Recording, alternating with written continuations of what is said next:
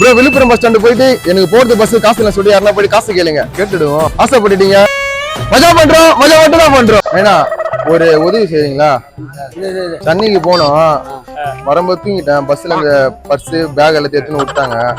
காசு என்ன தர முடியுமா பஸ்ஸுக்கு?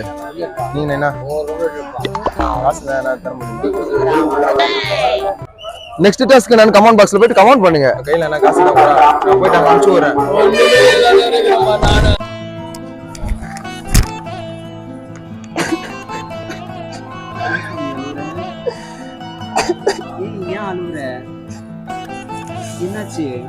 இல்லங்க சென்னைக்கு போனுங்க. நான் பஸ்ல வரும்போது தூங்கி வந்துட்டேங்க. போனு பர்ஸ் எல்லாத்தையும் எடுத்துன்னு விட்டுக்கிறாங்க.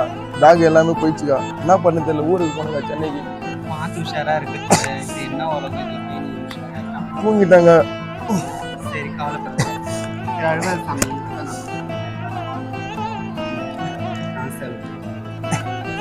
ரொம்ப நன்றிக்கா. ரொம்ப நன்றிக்கா. சோ காய்ஸ் யாரு கேட்டும் காசு தரல. சோ 2 திருநங்க அக்கா உட்காந்துட்டாங்க. அவங்க கிட்ட போய் கேட்டோம். அவங்க 100 ரூபாய் எடுத்து கொடுத்தாங்க. சோ அவங்களுக்காக சின்ன ஒரு கிஃப்ட் அவங்க கிட்ட போய் கொடுக்கலாம். வாங்க போலாம்.